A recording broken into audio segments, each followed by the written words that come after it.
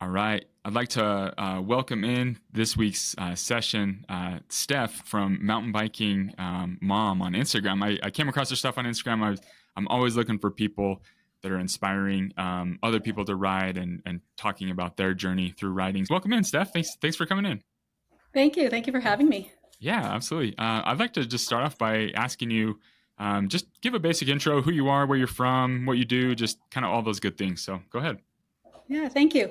Well, I'm Stephanie, and otherwise known as Mountain Biking Mom. I live in British Columbia, Canada, Okanagan. So it's kind of the southern end of BC. And I have the social media account. I'm a mom. I have four kids, ages 10 through 17. And I'm trained as a nurse, but haven't worked in a few years, kind of um, dabbling with going back to that now. And I have a mountain bike coaching company or business. My daughter and I are both the coaches. Yeah, it's called Escapes Mountain Bike Coaching. But yeah, otherwise, that's me in a nutshell, I guess. Yeah. That's awesome. Yeah. Yeah, so I wanted to definitely touch on the mountain biking aspect. How did you get into mountain biking? How did you get into bike riding in general? Was that something that you did as a kid or something you picked up later in life? Just yeah, tell us about that. Yeah. Um, I mean, I always kind of rode a bike as a kid, and I got into my 20s. I got a road bike when we lived in Vancouver, British Columbia, when we lived in the city. And I started doing some small triathlons and started getting into road biking and triathlon. And then I went to nursing school. It kind of turned a bit more into a commuting. Um, I used the bike for commuting a bit more, and then went to nursing school, met my husband in nursing school, and then started a family, had kids, and then eventually ended up moving to the Okanagan. And when we moved to the Okanagan, I kind of brought that. By this point, it's about 15 years old, the road bike with me. And out here, the Okanagan is has beautiful road biking routes and has a little community. And so I brought the road bike, and within the community, there was a lady there who did a lot of women's clinics, and she had a clinic called She Rides. And so I contacted her to register for the road riding clinic. It was kind of the basics on, I'd never taken any foundation skills on road riding. And she said, well, the She Rides is full, but have you heard of, or what are your thoughts on She Rides Dirty? And what's that? Or, what's that? She's like, that's mountain biking. That's my mountain biking clinic. And I kind of, was a little intrigued, kind of like, oh, okay, maybe. And so I signed up for it, and I bought a used mountain bike off, I think it was Marketplace, maybe Kijiji at the time. And I went in the clinic and completely fell in love with mountain biking. And then the progression of riding just kind of went from there. And I still road ride a little bit. It's still beautiful here when all the wineries are in bloom. But I definitely pick a mountain bike ride over a road ride. Yeah. I love it. That's awesome. So I mean, jumping into mountain biking, a lot of people are a little intimidated by that, right?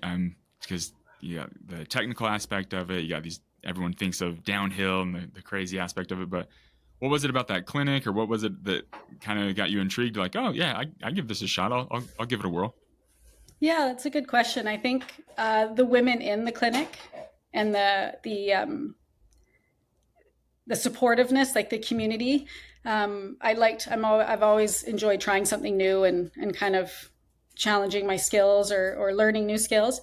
And I think the biggest thing that kind of stood out is, especially with technical riding and then mountain biking in general, but especially when you get into technical riding, is that escape from the thoughts of the day, be them, just regular mind racing with the things you have to do. Like all that goes away when you're trying not to crash, essentially. And, when you're really engaged in that trail and stuff. And I really took to that and really enjoyed that break from how busy the mind is. And yeah.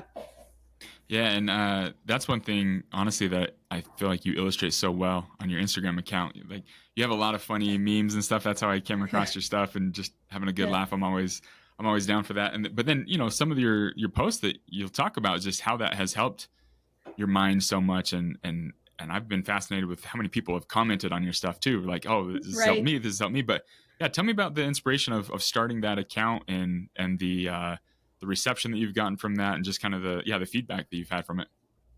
Yeah, I was pretty surprised on that post, especially one of the more recent ones, because it was a little bit more vulnerable or a bit of a what I felt was a dramatic statement, but in the end it was true.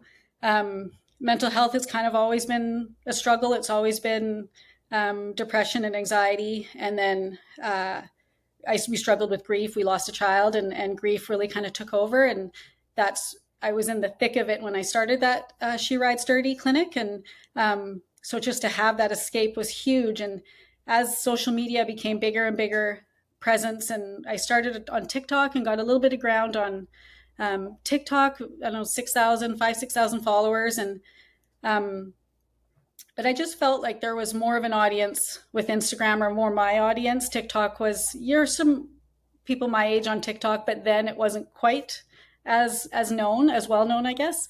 And I just felt whether it was a TikTok or a reel, I would resonate with whatever the reel was, and I felt that would really turn over to mountain biking, or that would really resonate with mountain biking and bikes, or my age, seeing um, young kids put on a funny reel about what they're doing mountain biking. Well, I think it'll be a little bit funnier if it's a 40-something-year-old mom doing the same thing, or even the male female, because mountain biking is quite male dominated. So it to suddenly flip it, and it's a female doing it or girls doing it, and so I really like that, and being able to relate with the audience on that respect, and also just kind of put it out there how just getting on the bike and meeting people and physical fitness and that mental escape was just huge. So to put it out there to people, and hopefully some people catch on or try or relate, was, yeah. Yeah, and absolutely that post that you're referencing. Yeah, just you said I don't want to sound dramatic here, but mountain biking has saved my life, right? Yeah. Yeah, Yeah. so I wanted to kind of follow up on that. In what ways do you feel like that has saved your life? I mean, just the mental aspect, the moving, just yeah, and how has that just benefited you overall? Yeah, like I say, when we moved here, it was a really difficult time in our lives, having just lost our son a year ago, and grief, and having struggled with depression most of my life, and I definitely wasn't set up to cope with grief, so they just kind of compounded each other, and um, so to just suddenly find a community of mostly women, because most of the groups I joined were women, but I still did some co-ed rides and stuff, but just supportive women, taking my mind off of the grief, and losing that cloud over my head for a few minutes, even if it was, or a few hours. um, just that was just huge, and then it just opened up the door to a community of friends, of like just the whole community, like I want to say just friends, but more than that, like just friends. And then it opened up doors. I started leading the Headlight Shredders, the women's rides, and getting more women on bikes, and kind of gave me a sense of purpose at the same time, and kind of gave me the opportunity to kind of live with the grief and see that you still move forward. The grief never goes away, but it just you learn to live with it and bring it into your life and talk about it. And the women were open, and we chat the whole way up the mountain about things, life, and it was just, yeah, eye opening. That was beautiful. And you're not the only person that has been on this podcast that's talked about how bike riding has helped them through grief or depression or trauma. Mm-hmm. It's fascinating in all different facets of riding. But yeah, for some reason, there's something specifically about mountain biking, right, that Yeah. just calls to people, and it just that connection to their community and nature. It's so beautiful. So tell me about the coaching aspect. How did you get into the you're a mountain bike instructor, you said, or you take people out Yeah. on rides? Yeah, how did that come Yeah. about, and tell me what that looks like. Yeah, I went 20 just after COVID, or maybe we were still in the middle of COVID, but the major lockdowns were over. Our community, both of the instructors in our community, had kind of let their certifications go, so they didn't renew it. And I loved the idea of helping, especially other women and children mostly, and men. Like I would coach anyone, but I found that women and children seem to seek it the most, or moms for the kids. And I just saw the need. And we have a lot of mountain biking in our community, and some very technical mountain biking. And if it's not done safely, it's a big risk for injury. And I really wanted to see the community get more people out there, and safely, like with the proper foundation, like good foundational skills. And I thought this would be a great opportunity. I hadn't worked in a few years, and I thought this would be a great opportunity to see how my mind, retains information and how the brain works, and if I still, have it in me to learn new things and learn new tricks. And so I thought, well, I'll give it a go. And then also, as soon as I started the coaching or certification or the course, is you quickly realize how you break down your own riding in order to teach others. And kind of, I would imagine, goes with a lot of things where you're learning to teach someone, you then learn about yourself. And so I really like that aspect of it, that I broke down my own riding and it made me a better rider. And then I started coaching with the local cycling association and developed some mountain bike programs, some summer camps for kids, and women's only clinics, and some co-ed clinics, and did that for a few years. And then this past year, I'm no longer with the cycling association, but I still wanted to coach and stay in the community. So I created Escapes Mountain Bike Coaching, which, as I mentioned before, it really was my escape. So I couldn't help but gravitate towards that name. And so my daughter and I coach. She was my, when I coached for the cycling association, she was often my sweep.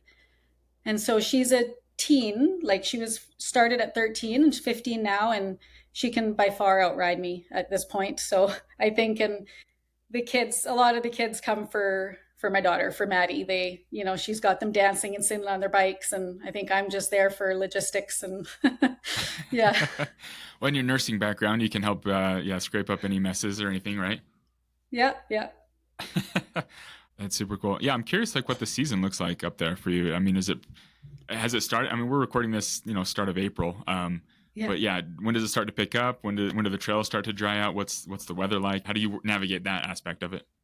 Yeah, for up here, so we do get a bit of a winter, and we get snow on the ground in town, and our local mountain, like we have some ski hills close by. Spring break, we're usually at a point where we can do both at lower elevations for mountain biking, and we can go up the ski hill. So spring break, which is mid-March usually, is when we can kind of be skiing in the morning and mountain biking by afternoon. And now I would say some of our lower elevation trails are all good to go. Some of the higher ones are still a bit snow or a bit too muddy. But yeah, I'd say the season is definitely picked up by now. Come April, end of April, May, it's in full swing. Yeah. Nice. So I mean, you're up and rolling right now. You're riding. Yeah. Yeah. Yeah. Awesome. Yeah. What does that typically look like as far as how often do you get on the bike? I mean, a lot of people wish they could get out more on it, but yeah, what does that look like for you? Because I know, balancing if it is your job as well as getting out, recreationally. Yeah. How does that work for you? Yeah. Because I'm not working right now, nursing, I can essentially ride whenever. Yeah. So I ride during the day usually for me, but often when I'm coaching in the summer, it's 5 days a week with the kids camps. And then I usually lead a ride. I was leading a co-ed ride as well, and then the women's ride, and then the youth rides. I was also instructing those for one of the local shops. So often I'll be on my bike 2 times a day, hopefully once for me to get a ride in, and then coaching. And then I also like to race enduro, and so I train for that. That's when I get my rides in to try and train, and then usually go away for the weekends and do a little enduro race. And yeah. In it. I love it. I love it, Stephanie. Yeah. That's so cool. I mean, I'm not going to ask your age, but you referenced that you're in your 40s. Oh yeah, I'm 43. Be turning 44 this summer. Yeah, yeah, So a lot of people are going to be like, I'm getting older. I'm in my 40s. I can't keep riding. I can't ride. I can't go mountain biking. Like, what is this? This is great. So what would you tell those people? Like, how have you approached that? What's your motivation to get out and ride at this age? Yeah, buy a mountain bike and go mountain biking. It doesn't matter your age. There's trails for everyone, for every skill level, right? Just because you're mountain biking doesn't mean you're sending big jumps or you're doing crazy blacks and double blacks. It's not for everyone. There's cross country trails, green trails, blue trails. Just don't let age stop. Like I started at 36 mountain biking, which is a little bit later for that sport and for the sport, I guess, but I think it's never too late. take lessons, I think, is the biggest thing. Just get the foundation skills. And then if you have a good base, you're less likely to crash and fall as you're learning. And then just keep practicing, find groups. Like it's never too late, and just keep the skill with what your comfort zone is. Don't go outside of your comfort zone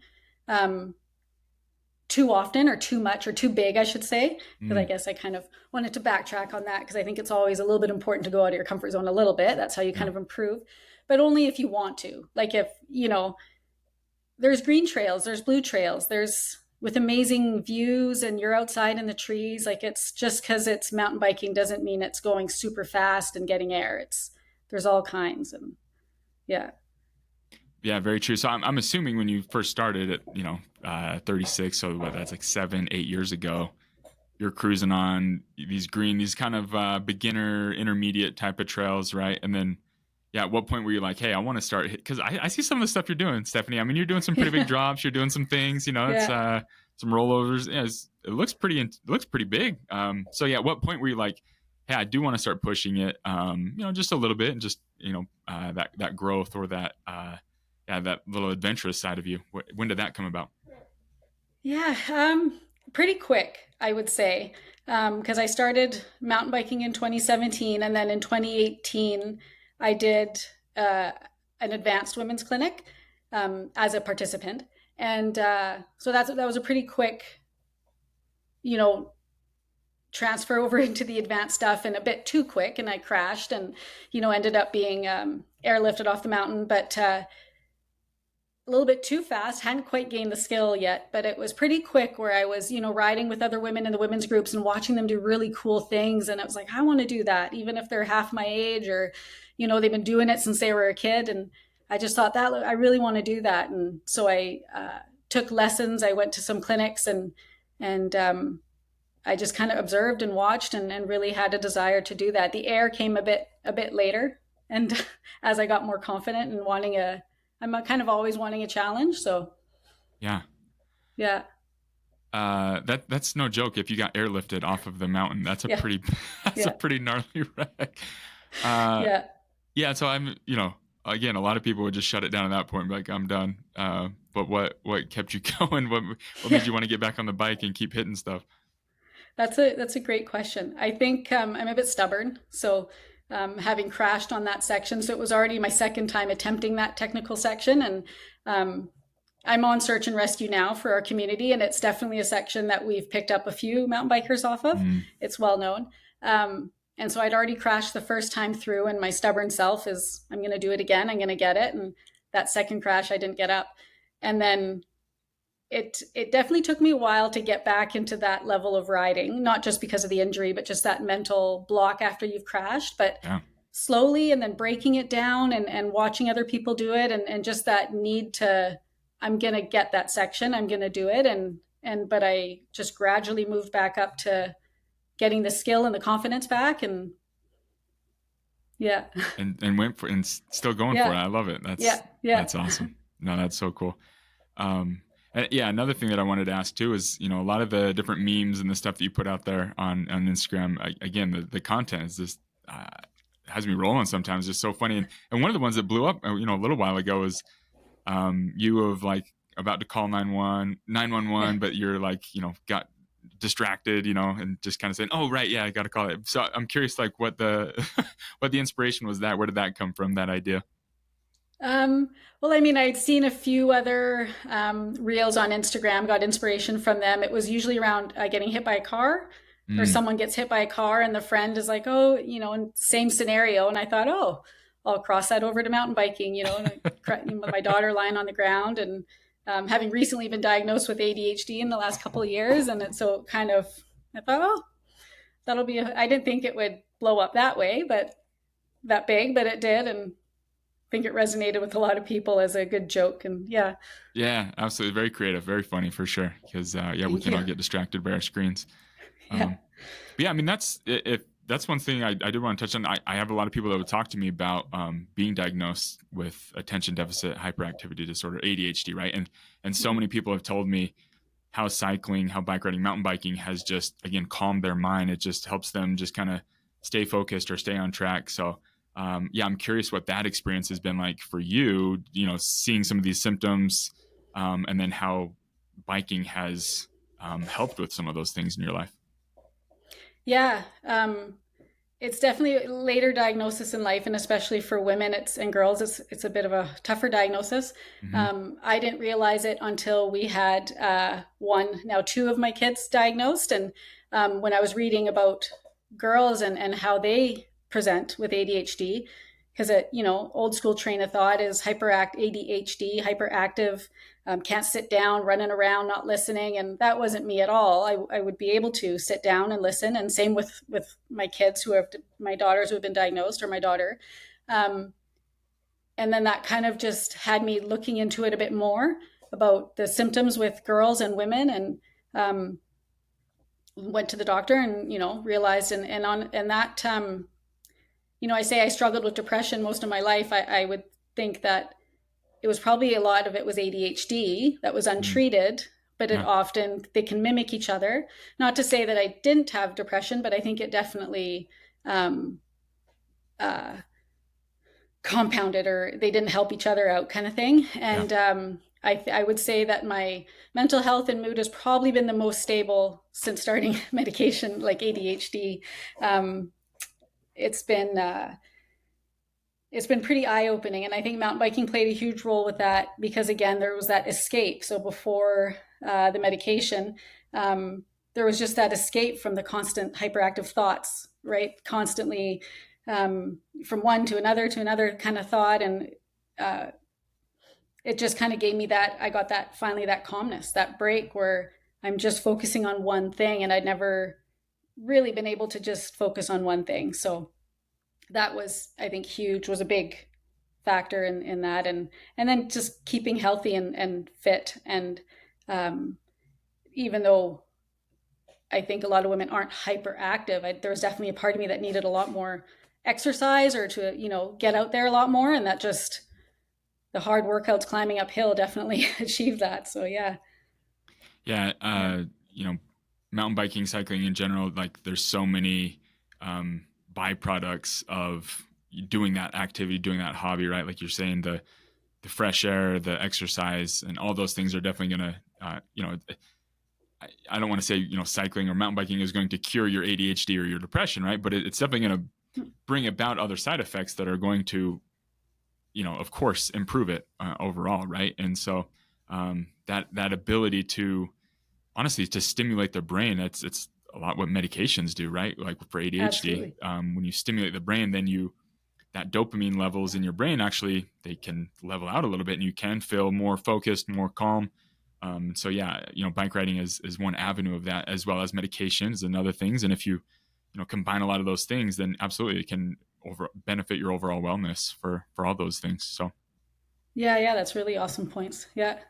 Yeah. yeah, that's so cool that you Yeah. experienced that. You're getting your kids into the riding scene as well. So I love it. And again, Yeah. the things you're doing as far as inspiring other people and sharing your story through Instagram and through other avenues, it's great. So I'm curious, what are some of your goals? What are some things that you want to do with, as far as either with your Instagram or your biking or your company, or anything that you're kind of looking forward to, or whether it be professionally or personally, or yeah, just anything that you're kind of striving for. Hmm.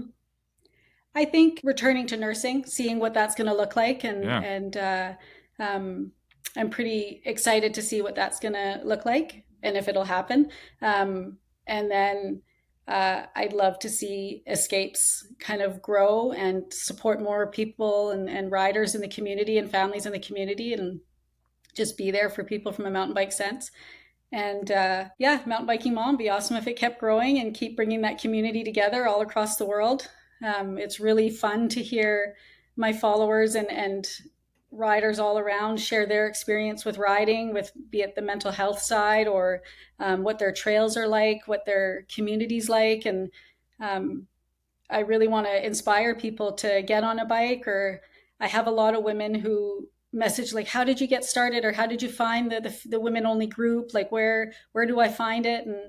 And I said, if your community doesn't have one, start one. Like, Mm. do a Facebook page, find a name, put it out there on other groups, spread the word by mouth, and start every Monday night we ride, and women will start to show up. And just, if it's not there, make it yourself. And I just want to inspire more women and kids to get on bikes, and men, and like just safely with the right skills. And yeah.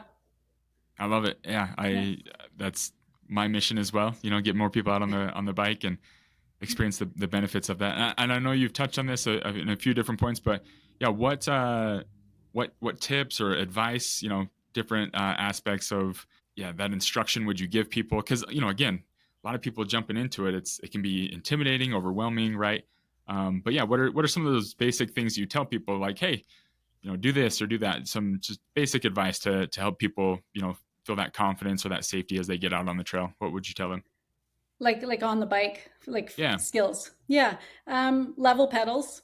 So don't have, we're in the habit of, when you're riding easy trails or rail trails or on the road, 1 foot down, 1 foot up. Level pedals. Just if you're not pedaling, just keep those pedals level, and less chance of hitting a rock or hitting something and, going down. And good, strong body position, kind of over your saddle. Loose, like keep yourself nice and loose. And braking, don't slam on the brakes. It's a big one. And a lot of kids especially like to use the rear brake only. Don't do that. Always kind of modulate both the brakes. As you get more advanced, you learn to modulate, front over back. But as a beginner, just modulate them both roughly about the same.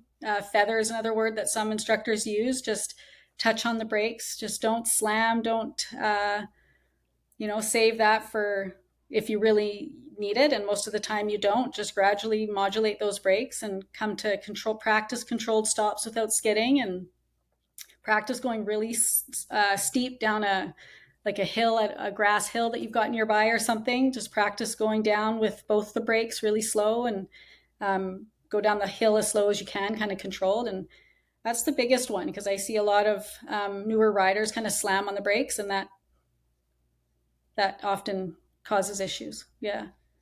Yeah, either going front and forward, right, or just skidding out. Yeah, absolutely. I like that word, modulate. Yeah, just using both of them and just kind of easing into it. Yeah.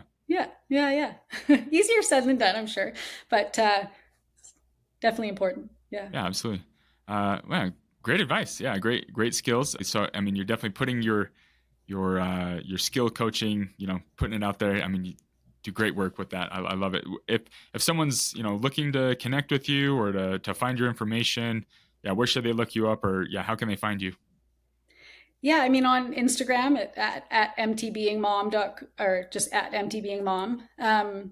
Escapes, I think at escapes mtb, or mountainbikingmom@gmail.com. So there's lots of ways, but if you just hit me up in the DMs on social media, either the coaching or mountain biking mom, I'll be in touch pretty quickly. Love it. I love it. Do you mostly ride up there in the BC area, or do you get down here in the States very much? I'm based in Utah, so I'm just kind of curious. Yeah. Have you ridden other areas? Yeah. Are you looking to ride in other areas or other parts of the country, or in the world? Yeah, I've ridden a little bit. We go all over BC. Like, I've ridden all over BC, especially with racing some enduros. It kind of takes us to other areas. I've ridden in closest to me right off the bat down in Washington at Duthie, and Galby. I can never pronounce the full, but Galbraith. Some pretty amazing riding down there in Washington. And then in 2021, I think we came down to Utah and went to Moab, and had an absolute blast. It was just my husband and I kind of flew into Salt Lake and drove and rented some bikes for the week, and biked in the morning, hiked in the afternoon. It was pretty awesome. And since then, we couldn't wait to bring the kids back, and we had the whole trip planned for spring break this year. And unfortunately, we felt we didn't want to cross the border quite yet. We'll wait a few more years maybe, and it'll be there. That. Yeah. Yep. But we love Utah, and we love the community, and we couldn't wait to go back. But we also love to, Arizona, and I hear there's lots of good riding there as well in Sedona. So awesome. Yeah. Well, in a few years, I'll be here. I'm in Utah. I'm in kind of central northern Utah, but we go to Moab all the time. Park City's really close by. A lot of really fun trails up in that area too. But Yeah, Yeah. Thanks. I'm jealous though of up there and where you ride at. I just see a lot of the trails up there. It just looks amazing. So it looks great. Yeah, the area that we live is lots of technical riding. We don't have a lot of flow. I think we have one machine built flow trail. The rest is rock, and Yeah, it's pretty fun and exhilarating. Yeah. it's awesome. Yeah. It's awesome. Well, yeah, if you ever do get down here, in the Utah area, Yeah. hit me up. I'd love to ride with you. You and Yasmin Yeah. come on down, ride with us. It would be super fun. But no, Stephanie, I really, seriously, I appreciate you jumping on the podcast today and sharing a little bit of your story and your experiences and stuff, because I just see how it inspires so many people around you. And I hope that this message can, again, resonate with other people and get them motivated to get out and ride, whether it be through their grief or their depression or, the anxiety, whatever they're going through, because they've seen you do it. So thank you for sharing your story. Thank you very much. Thank you for having me.